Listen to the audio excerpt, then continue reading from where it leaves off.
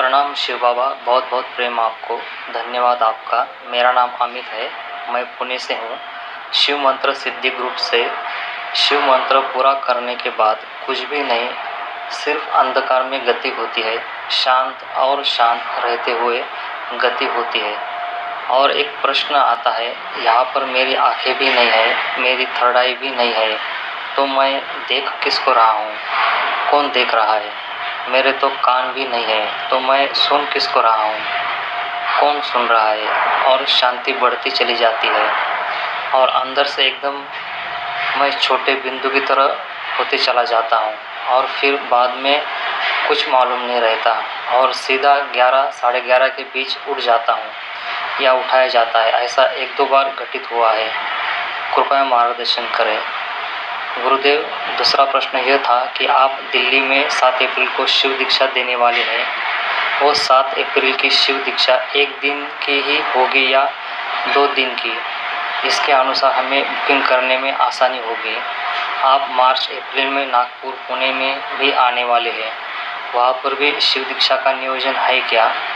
कृपया इसके बारे में मार्गदर्शन करें गुरुदेव। तीसरा प्रश्न था, फ्री शिविर, फ्री ध्यान साधना, फ्री तंत्र साधना, फ्री भक्ति साधना 1 साल में हम कहीं पर भी कर सकते हैं, इसका रजिस्ट्रेशन हम करें क्या? कृपया इसके बारे में मार्गदर्शन करें। प्रणाम। प्रणाम आप सभी को।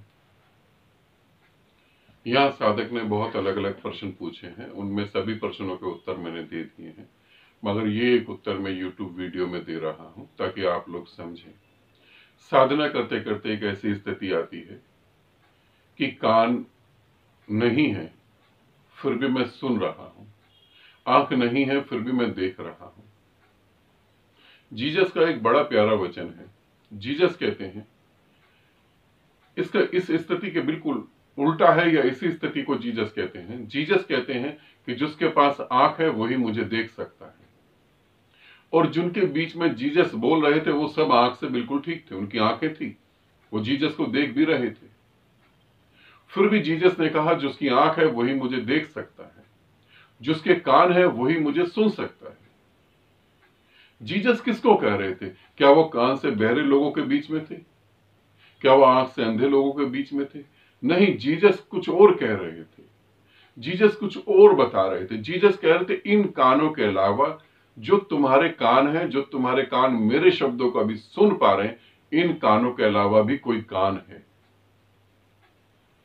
जो आंख से तुम मुझे देख रहे हो, जो आंख से तुम मेरी वीडियो देख रहे हो, इस आंख के अलावा भी कोई एक आंख है जिसे हम तीसरी आंख कहते हैं।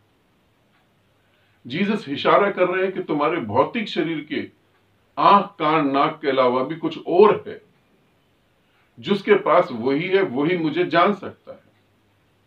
और जीसस ने अपने बारे में कहा हो ऐसा नहीं, ये सभी बुद्धों के बारे में कहा गया है कि यदि बुद्ध को देखना हो तो तुम्हारे पास आंख होनी चाहिए, यदि बुद्ध को सुनना हो तो तुम्हारे पास कान होने चाहिए। सदगुरु की वाणी वही सुन सकता है जिसके पास कान हो, अदरवाइज तो तुम शब्द ही सुनोगे और कुछ नहीं सुनोगे। शब्द नहीं है, सदगुरु की वाणी शब्द नहीं है, सदगुरु की वाणी अमृत है। गुरु अमृत बरसाता है, अमृत वाणी। हम गुरु की बात को अमृत वाणी बोलते हैं। क्यों बोलते हैं? क्योंकि गुरु जो कह रहा है वो वही सुन सकता है जिसके पास कान है। और हम समझते हैं कि यार हमारे पास कान है, हम तो सुन ही रहे हैं। नहीं, ये कान की बात नहीं हो रही। फिर साधक आगे बताता है कि शिव मंत्र साधना करते करते एकदम छोटे से बिंदु जैसा हो जाता है, अंधकार में भी गति होती है। और फिर उस अंधकार को देखने वाला कौन है?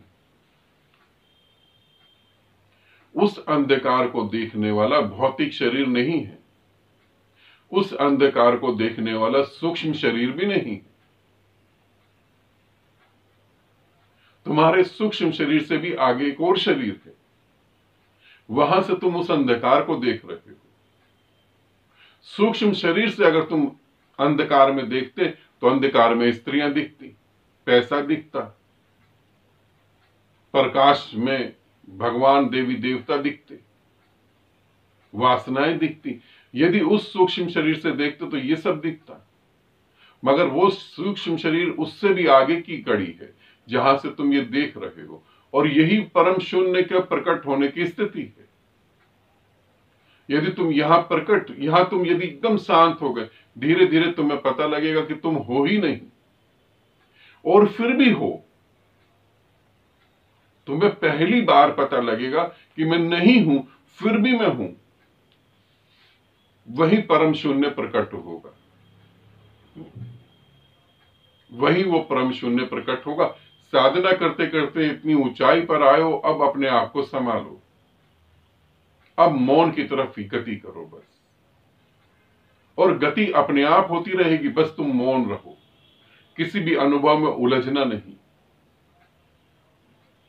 और बाकी जो तुमने पूछा वीडियो में, उसके उत्तर मैंने तुम्हें ऑडियो में दे दिए हैं, तो वो यहां बताने की जरूरत नहीं, ठीक है।